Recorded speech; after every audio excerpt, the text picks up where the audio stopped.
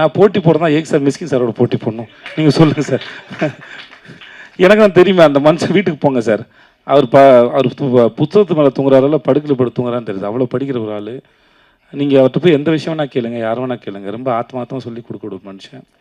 மறைக்க தெரியாது அவருக்கு. ஸோ எனக்கு அவரோட சிந்தனையும் சரி, ரொம்ப சின்சியராக, ரொம்ப ஆழமாக, ரொம்ப நேர்மையாக படம் பண்ணக்கூடிய மனுஷன். நான் இதுக்கு அவரோட போட்டி போடுவேன். ரசிகனாக இருந்துட்டு போயிடுறானே. அவருக்கு ஒரு சகோதரனாக இருக்கேன், தம்பியாக இருக்கிறேன்.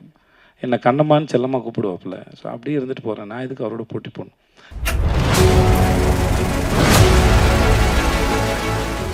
கதையை பற்றி நீங்கள் எதுவுமே சொல்லலை. என்ன இந்த படத்தின் மூலமாக என்ன சொல்கிறீங்க? நான் சொல்லணுமா? கதையின் மூலமாக ஒன்றும் மெசேஜ்லாம் சொல்லலை சார் இந்த படத்தில். இந்த படம் ஒரு என்டர்டெயின்மெண்ட், கமர்ஷியலுங்கிறத வந்து எல்லா படமும் கமர்ஷியலுக்காக தான் பண்ணுறோம். பட் இது வந்து பியூர் என்டர்டெயின்மெண்ட்.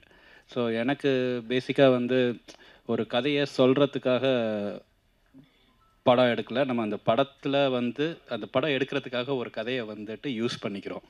அப்படி தான் நான் வந்து படத்தை பார்க்குறேன்.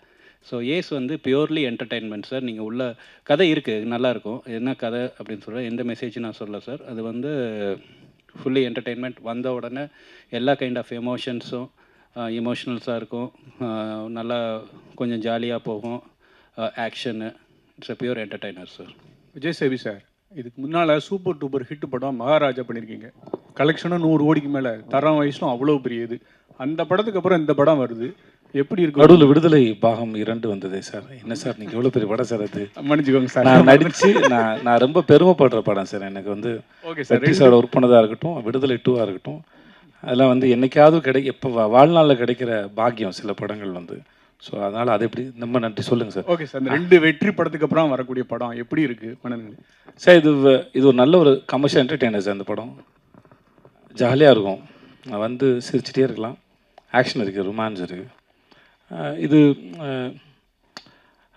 எல்லா நாளும் போல் எல்லா நாளும் சாதாரணமாக தொடங்குறதில்ல. சில நாள் உங்கள் மேலே ஏதாவது ஒரு சேலஞ்சை வைக்கும். அது அந்த மாதிரி ஒருத்தருக்கு திடீர்னு ஒரு நாள் வந்து ஏதோ ஒரு சேலஞ்சை வச்சு அவனை திருப்பி போடுது. சில சமயம் பொறுத்து போயிடுவோம். சில சமயம் நமக்கு பொங்கி எழணும்னு தோணும். சரி ஓகே, எவ்வளோ நாள்லாம் பொறுத்து பொங்கி எழலாம்னு தோணும். அது அந்த மாதிரி எவனோ ஒருத்தனுடைய ஒரு ரியாக்ஷன் கூட வச்சுக்கோங்களேன். அதுக்கப்புறம் நடக்கிறது தான் கதை. அது அவ்வளோதான் சார். ஸோ எனக்கு ஏஸ் வரதில் ரொம்ப சந்தோஷம் sir. Thank you sir. Vijay Sethupathi sir. சரிங்க, எப்படி இருக்கீங்க? நல்லா இருக்கீங்களா? நல்லா இருக்கு, நல்லா இருக்கு சார். இங்கே பேசுகிறப்போ சொன்னீங்க படத்தை ரிலேட்டட் தான் கேள்வி. இந்த படத்தில் உங்கள் கூட நடித்த கேரக்டராக யாரை பிடிக்கல? எதுக்கு இது கதை சார்? இப்போ நான் ஒரு கவிதை சொன்னேன் சார். ரூமியோ அவர்களோட கவிதை சொன்ன மாதிரி, அதாவது suppose if there is no villain, ஹீரோவுக்கு ஹீரோ யாருன்னு தெரியாது சார். அதனால் வந்து அவரை பிடிக்கலன்னு எப்படி சொல்கிறதுண்ணா? அவினாஷியோ நம்ம ரொமான்டிக் வில்லனையோ எப்படி பிடிக்கலன்னு எப்படி சொல்கிறது? அதனால் வந்து அவர்கள் இருக்கிறது தான் கதையை நகர்த்திட்டு போகுது. நம்ம வாழ்க்கையில் அதானே சார், பிரச்சனைகள் தானே சார் வாழ்க்கை நகர்த்துது. அதுக்கு ஸோ அதனால் பிடிக்கலன்னு அப்படி யாரும் இல்லை சார். அதே மாதிரி உங்கள் 2 பேருக்குமே டேரக்டருக்கும் உங்களுக்குமான கேள்வி இது சார். இந்த ஏஸுங்கிறது சீட்டாட்டத்தில் ரொம்ப முக்கியத்துவம் வாய்ந்த காடும் இதுதான், ஆனால் ஒன்றுமே இல்லாத காடும் இதுதான். படத்தில் அந்த மாதிரி கேரக்டராக நீங்கள் எடுத்திருக்கீங்க. ஆமாம் சார், ஒன்றுமே இல்லை, அந்த ஒரு ஆள் முக்கியமான ஆளாக மாறுறான் சார். டைரக்ட் சார் சார் கேட்கல சார், ஒரு நிமிஷம் சார். ஆமாம் சார், அவர் பதிலாக தான் சார். ஏன்னா அவர் கதாபாத்திரம் அவர் எழுந்து தான் நான் நடிச்சிருக்கேன். அதனால் வந்து இல்லை சார். சார், இந்த படத்தினுடைய கதைக்கெல்லாம் வந்து மலேசியாவில் நடக்குது. மலேசியாவில் எடுக்கணும்னு எடுத்துருக்கீங்களா, இல்லை கதையை அங்கே தான் எங்குதா? இல்லை சார், இது வந்து ஒரு ஃபாரின் கண்ட்ரியில் நடக்கணும் அப்படின்னு விஷயம். இப்போ மலேசியாவில் ஏன் நடக்குது அப்படின்னு கேட்டிங்கன்னா, மலேசியாவில் தான் நம்ம தமிழர்கள் இருக்காங்க. ஸோ ரிலேட் பண்ணுற மாதிரி இருக்கிறோம்னா, இப்போ தாய்லாண்டில் போனோன்னா அங்கே தமிழ் மக்கள் வாழ்கிற மக்கள் கிடையாது, ரொம்ப இதுவாக கிடையாது, அங்கேயே இருக்கிற மக்கள். ஸோ நம்ம தமிழ் ஆளுங்க வாழ்கிற நாடுன்னு பார்த்திங்கன்னா மலேசியா இல்லைன்னா சிங்கப்பூர். ஸோ அந்த மாதிரியான ஒரு ஊரில் இந்த கதை நடக்கணும் அப்படின்னு சொல்லி டிசைட் பண்ணோம். அதனால் மலேசியா பெட்டராக இருந்ததுன்னு அதை பண்ணோம் சார். ஹீரோ ஏன் சார் இதனுடைய அடையாளத்தெல்லாம் அழைச்சிட்டு போகிறாரு? அடையாளத்தை அழிச்சிட்டு போகிறாரா? அதுதான் சார் இந்த படத்தில் சொல்கிறோம். எதுக்கு அடையாளத்தை அழிச்சிட்டு போகல சார். இந்த பழைய அடையாளம் வேணால், நம்ம வந்து அடையாளத்தை அழிக்கலை, நம்ம வேறு அடையாளத்தில் இருக்கலான்ட்டு இந்த ஊருக்கு வர்றாரு சார் அவர். அந்த படத்துக்கு பப்ளு எப்படி சார் தேர்ந்தெடுத்தீங்க? ஹீரோ சொல்லி தேர்ந்தெடுத்தீங்களா இல்லை நீங்களாவே தேர்ந்தெடுத்தீங்களா? இல்லை நானாகவே தான் சார் தேர்ந்தெடுத்தேன். சேது, வாழ்த்துக்கள். ரொம்ப சார், நல்லா இருக்கு நன்றி பார்க்கறதுக்கு. நன்றி சார், நன்றி சார். அண்ட் உங்களுடைய ஃபிட்னஸ் வந்து ரொம்ப இம்ப்ரூவ் ஆயிருக்கு. Thank you, our sir. வந்து சொல்லும் போதும் சொன்னார் ரொம்ப டிசிப்ளின்டா வந்து ஒர்க் அவுட் பண்ணீங்கன்னு. டிப்ஸ் ஷேர் பண்ணுவீங்களா ப்ளீஸ்? வெயிட் லாஸுக்கு ஃபிட்னஸுக்கு என்னென்ன பண்ணீங்க அப்படிங்கிறத பற்றி கொஞ்சம் டீட்டெயிலாக சொல்லுங்களேன். சார் சார் ஆக்சுவலாக ஒர்க் அவுட் பண்ணேன் சார். அப்புறம் ஆமாம் ஜிம் போனேன். ஆமாம் சார், யார் மேலே சார் சத்தியம் பண்ணணும்? இல்ல இல்ல இல்லை சார், நிறைய வெயிட் லாஸ் இருக்கு, அது பார்த்த உடனே தெரிஞ்சது சார். ஆமாம் சார், ஆனாலுமே எப்படின்னா சில சாப்பாடு எனக்கு ஒத்துக்கல. அதனால் வந்து அது வேணான்னு சொல்லி தவிர்க்கிற முயற்சி பண்ணுவேன். ஒரு 70% ஜெயிச்சிருவேன் முயற்சியில், 30% தோற்று போகும்போது சாப்பிட்ருவேன் சார். இவ்வளோ தான் சார், வேறு ஒன்றும் இல்லை சார். என்ன டைம் பீரியட் ஆச்சு உங்களுக்கு இந்த வெயிட் லூஸ் பண்றதுக்கு? எத்தனை கிலோஸ் லூஸ் பண்ணியிருக்கீங்க? ஏன்னா அதெல்லாம் செக் பண்ண மாட்டேன் சார். ஏன்னா செக் பண்ண டிப்ரெஸ் பண்ணும் சார். அதனால் அது சார், ஏன்னா பார்க்குறதுக்கு நமக்கு கேரி பண்ண முடியுதான்னு பார்க்குறதோட சரி சார். மற்றபடி நடுவில் திரும்பி இன்க்ரீஸ் ஆச்சு, குறைஞ்சிது தெரியல, ஸ்டேபிளாலாம் எனக்கு இருந்ததில்லை. இப்போ தான் வந்து சில விஷயம் ஏதோ புரியுது. அதாவது என்னென்னா நம்மளாக தெரிஞ்சுக்கிறதுன்னு ஒன்று இருக்குது, பட் சயின்ஸ் என்ன சொல்லுதுன்னு இருக்குது. ஸோ சயின்ஸ் என்ன சொல்லுதுன்னு கேட்டு தெரிஞ்சுக்கிட்டு சில விஷயங்களை பண்ணுறேன், அவ்வளோதான். அதாவது சயின்ஸ் என்ன சொல்லுதுன்னா முதல்ல வந்து இதெல்லாம் தவிர்க்கலாம், பண்ணலாம் அப்படின்றது. அப்படி இல்லை, ஒரு உடம்பும் ஒரு தனி உடம்பு தான். அதனால் அதுக்கு என்ன தேவையோ அதை தான் எடுத்துக்கணும் அப்படின்னு சொல்லும்போது அது கொஞ்சம் ட்ரை பண்ணி பார்க்குறேன் சார். ஸோ வேறு ஒன்றும் இல்லை சார். டேரக்டர் சார், இப்போ சேதுபதி சார் வந்து உங்களை பற்றி நீங்கள் செஞ்ச உதவிகளை மறக்காமல் ரொம்ப நினைவு கூர்ந்தாங்க.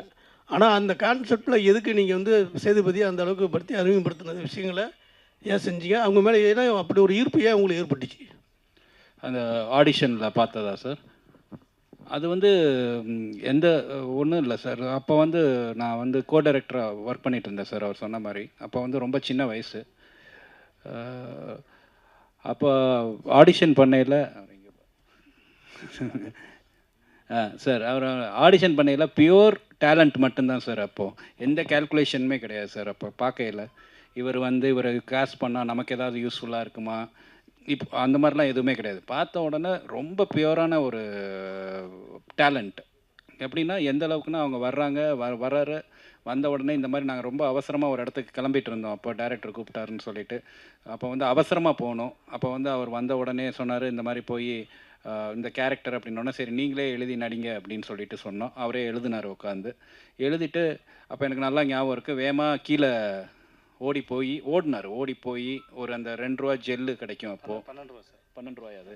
சரி, 12 ரூபா ஜெல்லு இருக்கும். அது அந்த 12 ரூபா ஜெல்லு வாங்கிட்டு வந்து, எனக்கு விலை தெரில அப்போது, வாங்கிட்டு வந்து பாத்ரூமில் இருந்து அந்த இதில் போயிட்டு ஒரு இதில் ஃபுல்லாக ஜெல்லெல்லாம் தடவி ஃபுல்லாக வலிச்சு சீவி அந்த கேரக்டரை வந்து நான் யதார்த்தமாக அப்படியே உள்ளே போய் பார்க்குறேன். அப்போ வந்து நடித்து பார்த்துக்கிட்டு இருக்காரு கண்ணாடியில், அந்த ஜெல்லெல்லாம் போட்டு. எனக்கு பயங்கர ரொம்ப ஆச்சரியமாக இருந்துச்சு. அது அந்த ஆர்வம் அது தெரில, அது ரொம்ப ஆச்சரியமாக இருந்துச்சு. இதை தாண்டி அந்த நடித்த விதம் வந்து அதை ஜஸ்டிஃபை பண்ணிச்சு. எல்லோரும் எஃபர்ட் போடுறாங்க, ஆனால் அந்த எஃபர்ட் ஃபுல்ஃபில் ஆகுமான்னு தெரியாது. ஸோ அந்த டேலண்ட் தான் நம்மளை இம்ப்ரெஸ் பண்ணுது.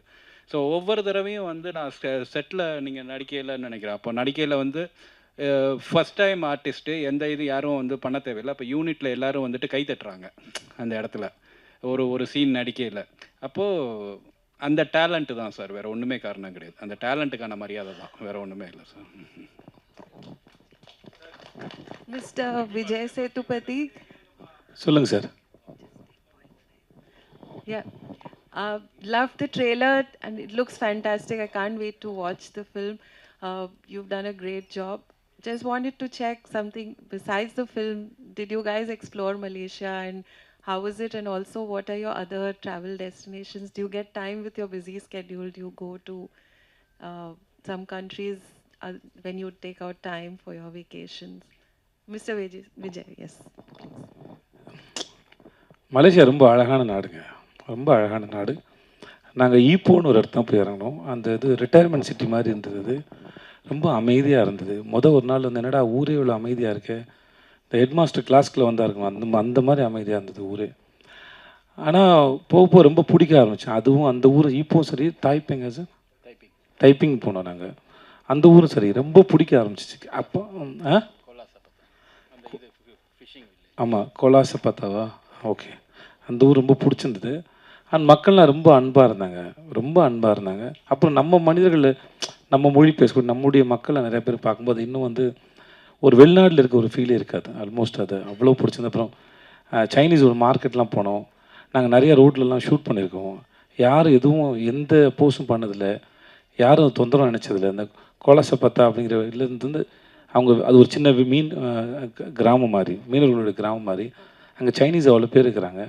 ஆனால் வெரி கோஆப்ரேட்டிவ், ரொம்ப அன்பான மக்களாக இருந்தாங்க. இந்த படத்துக்கு நாங்கள் அப்புறம் கேலில் கொஞ்சம் ஷூட் பண்ணோம். பட் ஆனால் எனக்கு இந்த ஈப்போலையும் தைப்பேங்லையும் ஷூட் பண்ணது ரொம்ப பிடிச்சது. கேல் பிடிச்சிருந்தது, பட் இது ரெண்டும் ரொம்ப பிடிச்சிருந்தது எனக்கு. ஸோ மற்றபடி நான் ஜென்ரலாக அவ்வளோவா ட்ராவல் பண்ணக்கூடிய ஆள் இல்லை.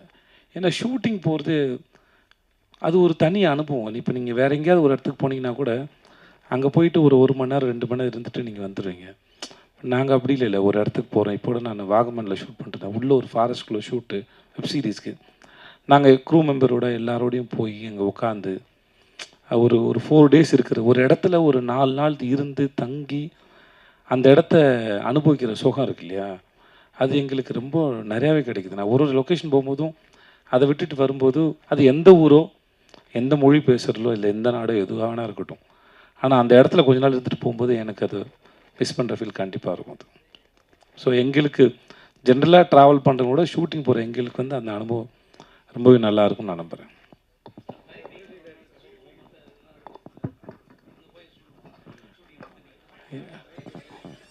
இல்லை சார், டூரிஸ்ட் ஸ்பாட் எங்கேயுமே ஷூட்டிங் பண்ணல சார். டூரிஸ்ட் அட்ராக்ஷன் ஸ்பாட் அப்படிங்கிற மாதிரி எந்த இடத்துக்குமே போகல. அங்கே லைஃபாக என்ன இருக்கோ, market, roads, Chinese places, India, little India, இந்த மாதிரியான. அப்புறம் முருகன் கோயிலும் ட்வின் டவரும் கண்டிப்பாக காட்டியே ஆகணும் சார், இல்லைன்னா மலேசியான்னு நம்ப மாட்டாங்க. ஸோ அதனால் அது 2 மட்டும் டூரிஸ்ட் அட்ராக்டிவ் பிளேஸ் மாதிரி இருக்கும். மற்றபடி அது வந்து எல்லா பிளேசஸுமே வந்து நார்மலாக அங்கே வாழ்கிற மக்கள் போகிற வர்ற பிளேசஸ் தான் சார் ஷூட் பண்ணோம். அந்த மாதிரி டைரக்டர் சார் கேட்டேன், லக்கி பாஸ்கர் மாதிரியே தீம்லாம் இருக்குது, ஸோ அதை பேஸ்டாக எதுவும் ஸ்டோரி இருக்குமா? இல்லை சார், லக்கி பாஸ்கருக்கு இதுக்கு எந்த சம்மந்தமே கிடையாது சார்.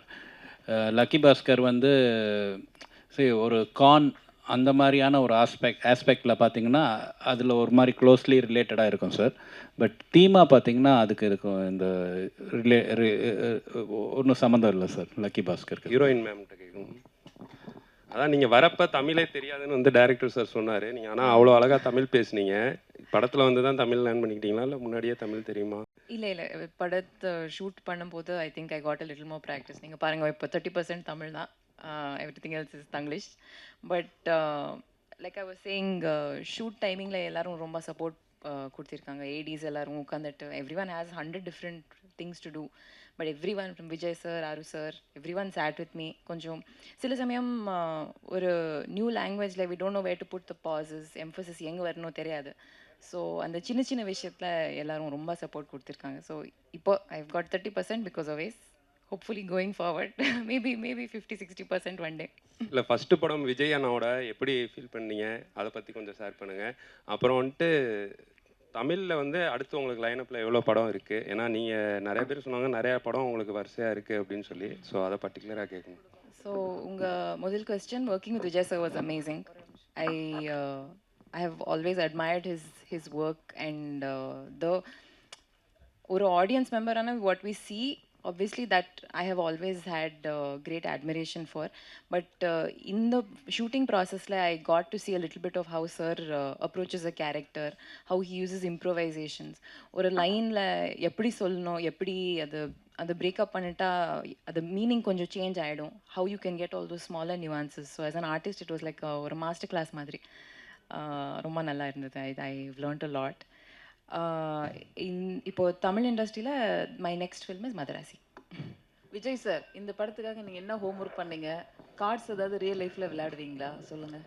ரம்மி விளையாடுவேன். மற்றபடி அங்கே இருக்க கார்ட்ஸ் எனக்கு அது விளையாட தெரியாது, எனக்கு தெரியாது. தெரியல, ரம்மி டெய்லி விளையாண்டு ப்ராக்டிஸ் பண்ணி. மியூசிக் டைரக்டர் சார்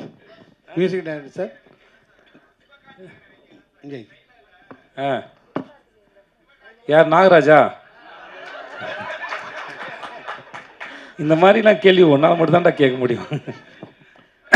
இல்லைடா, அது ஆக்சுவலாக அந்த சீனில் அது வச்சோடனே என்ன மாதிரியா இருக்குன்னு கேட்டோடனே அது யோகி பாபு சார் கொடுத்த கமெண்ட். அவரையும் சொன்னார், சிவாவையும் சொன்னார், இன்னொரு ஹீரோவையும் சேர்த்து சொன்னார். அது படத்தில் இருக்குன்னு இருக்கா அப்படி சொன்னார். இல்லை இவர் மாதிரி இருக்குல்ல அவர் மாதிரி இருக்குன்னு சொன்னாப்புல.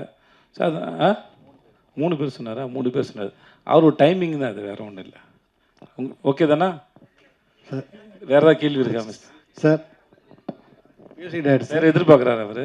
சார் ஒரு நிமிஷம் இருங்களேன் ஐயா, நாகராஜ் கேள்வி கேட்டிருக்கான்.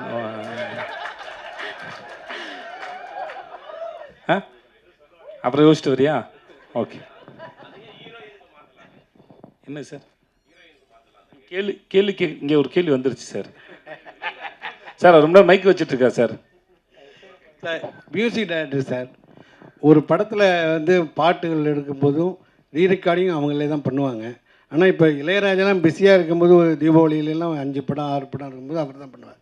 நீங்கள் ஏன் ஆர்ஆருக்கு மட்டும் வெளியில் கொடுத்துருக்கீங்க? இல்லை சார், இன்றைக்கி ஃபார்மேட் மாறிடுச்சு. ஸோ டிஜிட்டலாக இருக்கும். ஸோ இப்போ கிளாஸ் ஒர்க் வரப்போ நம்மளோட டேட்ஸு எல்லாமே சரியாக ரிலீஸ் ஆகணும்னா அதுக்கேற்ற மாதிரி ஒர்க் பண்ணணும். ஸோ என்னோட இதுவாக வந்து அதை நம்ம சேர்ந்து ஒர்க் பண்ணி அதை முடிக்கணும். ஸோ இந்த மாதிரி ஒரு அர்ஜென்சியான டைமில் வந்து ஏதோ ஒன்று பண்ணணுமே, அந்த மாதிரி உடன்பாடு எனக்கு பர்சனலாக கிடையாது. ஸோ அவங்களும் வந்து நல்லா ஃபுல் இன்வால்மெண்ட்டோட தான் ஒர்க் பண்ணாங்க. ஸோ அதனால தான் இது பேக்ரவுண்ட் ஸ்கோர். எனக்கும் இன்னொரு ப்ராஜெக்ட் கமிட் இருந்துச்சு. ஸோ அவர் அந்த டைம் லைன் வந்து செட் ஆகலை, வேறு எதுவும் இல்லை. விஜய் ப்ரோ. ப்ரோ இல்லை, பீட்சா படத்துக்கு அப்புறம் வரிசையாக 3, 4, 5, 6, 7 படம்லாம் வருஷத்துக்கு பண்ணியிருக்கீங்க. போன வருஷம் 3 படம், இந்த வருஷம் இப்போ தான் அக்கௌண்ட்டே ஆரம்பிக்குது. இப்படி இருந்தால் எப்படி வருஷத்துக்கு 3 படமாவது பண்ண வேணாமா? அதான் ப்ரோ, என்ன ப்ரோ பண்ணால் ஏன் பண்ணுறேன்னு கேட்குறீங்க ப்ரோ.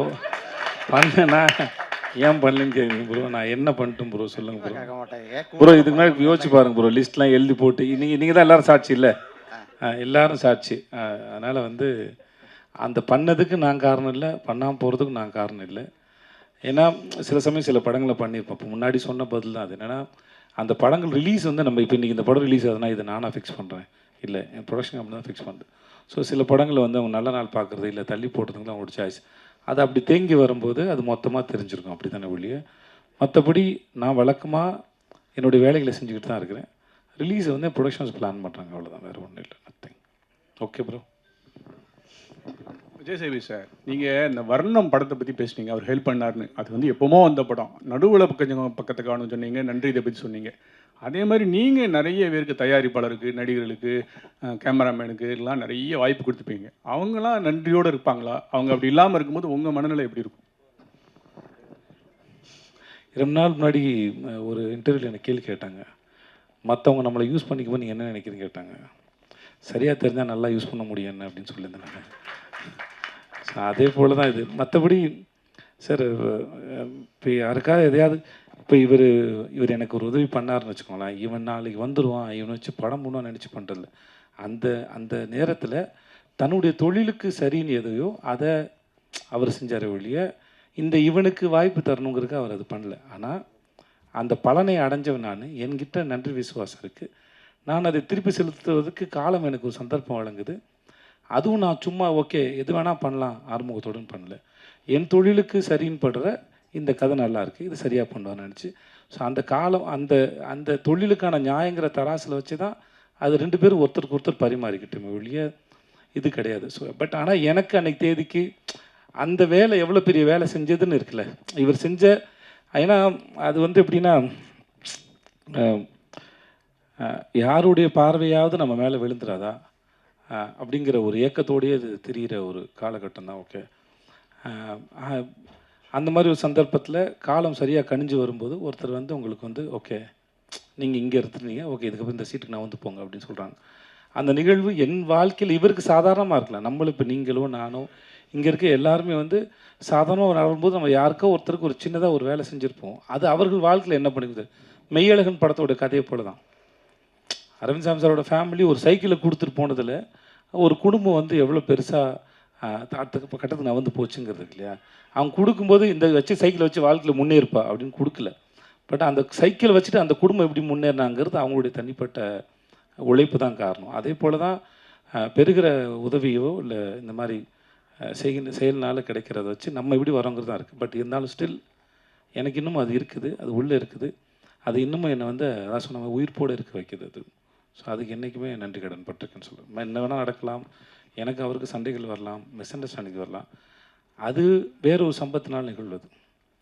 நான் துபாயில் வேலை போது என்னோடய பாஸ் சொன்னார், உனக்கும் இன்னொருத்தருக்கு சண்டை வருதுன்னா அது 2 உடம்புக்கான சண்டை இல்லை, ஒரு விஷயத்தை பற்றின சண்டையை ஒழிய அது தனி மனுஷனுக்கானது இல்லை அப்படின்னு சொல்லுவோம். அது எனக்கு ரொம்ப முக்கியமான பாடமாக நான் நினைக்கிறேன். அந்த மாதிரி மிஸ் அண்டர்ஸ்டாண்டிங் வரலாம், சண்டை என்ன வரலாம், பட் ஆனால் அவரால் நான் பெற்ற பலன், என் வாழ்க்கையில் நடந்த மாற்றங்கள் வந்து யாரும் மாற்ற முடியாது.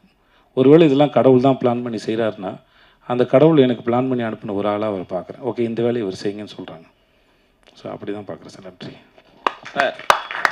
சார். உங்களுக்கு தான் கேள்வி. இது வரைக்கும் இல்லை உங்களுக்கு தான், நமக்கு தானே இது? ஆமாம், இது வரைக்கும் எந்த ப்ரெஸ் மீட்லேயும் எப்போவுமே கண்ணாடி போட்டு நாங்கள் பார்க்கவே இல்லை உங்களை. இந்த ப்ரெஸ் மீட்டுக்கு வந்து வர்றதுக்கு இல்லை, இந்த ப்ரெஸ் மீட்டுக்கு வரும்போது நீங்கள் எங்கே பார்க்குறீங்கன்னே தெரியல. கண்ணாடி பாருங்க, என் கண்ணு நல்லா. ஒருவேளை மிஸ்கினுக்கு போட்டியாக வந்துட்டு கிளாஸ் போடுறதுக்கு ஆரம்பிச்சிருக்கீங்க. ஏன்னா அவரோட ட்ரெயின் படத்துக்கு மிஸ்கின் சாருக்கு போட்டியாக போடுறதும் நான் டேரக்டாக தான் சார் ஆகணும். கண்டிப்பாக கண்ணாடி போட்டால் மிஸ்கின் ஆக முடியாது சார். அதனால் நான் அவரோட வேலை செஞ்சுருக்கேன். மிஸ்கின் அவர்களுடைய மூளை எப்படி இயங்குன்னு எனக்கு நல்லா தெரியும் சார். எனக்கு வந்து இந்த நான் ஷோ பண்ணல சார், 8 மணி நேரம் 10 மணி நேரம் ஷோவில் நிற்கும்போது என் கண் வந்து ட்ரை ஆகிடுச்சு சார். அப்புறம் வந்து அதனால் இது என்ன சொல்லுவாங்க, ஐயோ ஐடாப்ஸ், அது என்ன பேர் சொல்லுவாங்கடா, லூப்ரிகன்ஸ் தேவைன்னு சொல்லுவாங்க. அதனால் அது போட வேண்டியதாக இருந்தது. இப்போயும் ப்ரெஸ்க்கு வரும்போது ரொம்ப நேரம் பட்டனால சீக்கிரம் ட்ரை ஆகிடுது. அதனால தான் சார், வேறு மற்றபடி என் கண்ணு நல்லாவே இருக்குது சார். நல்லா இருக்குது சார். மிஸ்கின் சாருக்கு போட்டியாக எப்போ சார் டைரக்டர் ஆக போகிறீங்க? எந்த வருஷம் சார்? நான் போட்டி போடுறதா ஏன் சார் மிஸ்கின் சாரோட போட்டி போடணும்? நீங்கள் சொல்லுங்கள் சார். எனக்கு தான் தெரியுமே, அந்த மனுஷன் வீட்டுக்கு போங்க சார். அவர் புத்தகத்து மேலே தூங்குறாருல, படுக்கையில் படுத்து தூங்குறான்னு தெரியுது. அவ்வளோ படிக்கிற ஒரு ஆள். நீங்கள் அவர்கிட்ட போய் எந்த விஷயம் வேணால் கேளுங்க, யார் வேணால் கேளுங்க. ரொம்ப ஆத்மார்த்தமாக சொல்லி கொடுக்க ஒரு மனுஷன், மறைக்க தெரியாது அவருக்கு. ஸோ எனக்கு அவரோட சிந்தனையும் சரி, ரொம்ப சின்சியராக, ரொம்ப ஆழமாக, ரொம்ப நேர்மையாக படம் பண்ணக்கூடிய மனுஷன். நான் இதுக்கு அவரோட போட்டி போடுவேன். ரசிகனாக இருந்துட்டு போயிடுறானே, அவருக்கு ஒரு சகோதரனாக இருக்கேன், தம்பியாக இருக்கிறேன், என்னை கண்ணம்மான்னு செல்லமாக கூப்பிடுவாப்புல. ஸோ அப்படியே இருந்துட்டு போகிறேன். நான் இதுக்கு அவரோட போட்டி போடணும். நாளைக்கு நான் படம் பண்ணாலும் அவர் என்னை வந்து ரசித்து கண்ணம்மான்னு என்னை முதல்ல பார்த்து கொண்டாடக்கூடிய ஒரு மனுஷன்.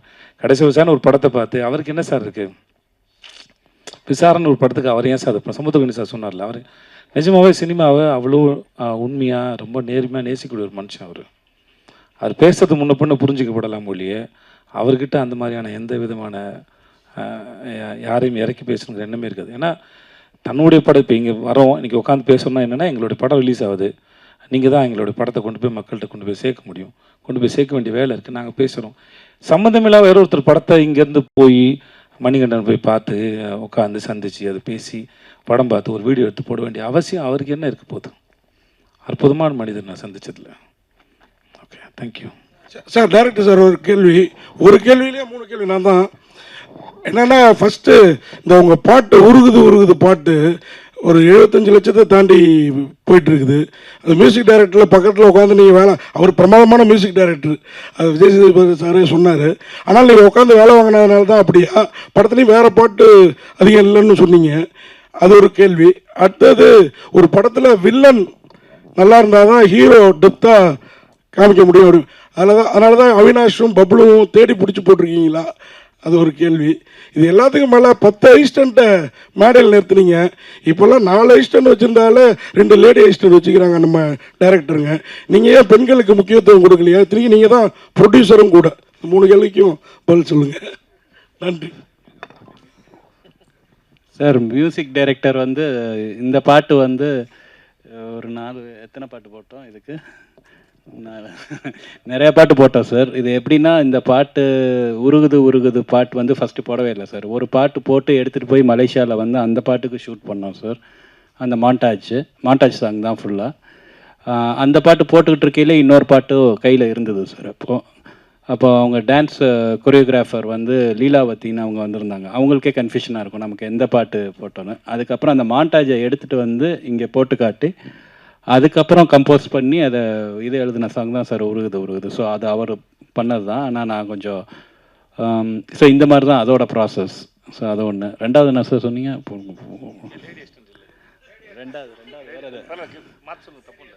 இல்லை சார், யாரும் இல்லை சார், ஓடிட்டாங்க. நான் கொஞ்சம் டார்ச்சர் பண்ணுறேன்னு சொல்லிட்டு பசங்கன்னா கொஞ்சம் தாங்குறாங்க சார். அது அவங்க ஒரு 2-3 பேர் இருந்தாங்க. அதுக்கப்புறம் அவங்க ரொம்ப நான் ரொம்ப வேலை வாங்குறேன், ரொம்ப இது பண்ணுறேன்னு சொல்லிட்டு போயிட்டாங்க சார். படம் தான், வேறு எதுவும் சார். ம்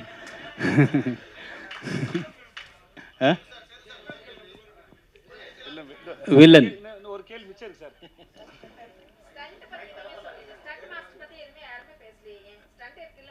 ஆமாம், அதான் இங்கே தப்பு தான் மேடம். இது ஸ்டண்ட் மாஸ்டர் வந்து ஒரு மாஸ்டர் வந்து மலேசியா டீம் வந்து ரிக்கி மாஸ்டர்னு சொல்லிட்டு அவங்க வந்து மலேசியன் டீமு. இன்னொரு மாஸ்டர் வந்து ஜேம்ஸ்ன்னு சொல்லி அவங்க ஒரு சைனீஸ் ஸ்டண்ட் மாஸ்டர். இன்னொன்று வந்து தினேஷ் உப்ராயன், அவர் தான் ஃபைனல் கிளைமேக்ஸ் ஃபைட் பண்ணார். நான் உண்மையிலே சொல்லியிருந்துருக்கணும், ரொம்ப மை பேட், என்னோடய தப்பு தான். ஏன்னா அந்த ஃபைட்டு வந்து தினேஷ் பண்ண ஃபைட் வந்து ரொம்ப எக்ஸ்ட்ராடினரி கொரியோகிராஃபி. இன்னொன்று வந்து நம்ம இவர் டான் அசோக் மாஸ்டர் ஒரு ஃபைட் பண்ணார். ஸோ அதான் தப்பு தான். நான் அந்த இப்போ சொல்லிட்டாங்கன்னு நினைக்கிறேன் ma'am. Thank you so much. And மீண்டும் ப்ரெஸ் அண்ட் மீடியா நண்பர்கள் எல்லாருக்குமே ஒரு பெரிய நன்றி. காஸ்ட் அண்ட் குரூக்கு ஒரு பெரிய சார். No problem.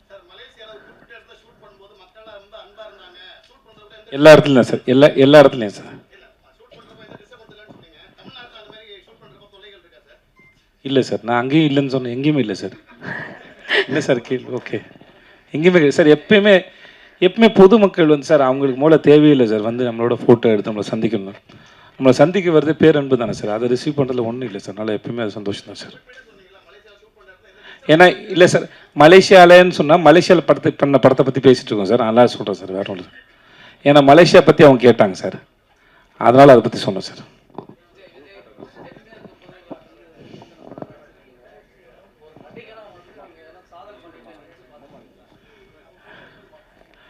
சார் நான் தப்பாக எடுத்துக்கிறேன் சார். நான் சாதனை ஒரு விஷயத்தை நம்புறதில்லை சார். அது வாட்டுக்கு அது குழப்புக்கு இல்லை, அப்படிலாம் ஒன்றும் இல்லை சார். எல்லாமே அவ்வளோ எனக்கு அது சுலபமாக இருந்ததில்லை சார்.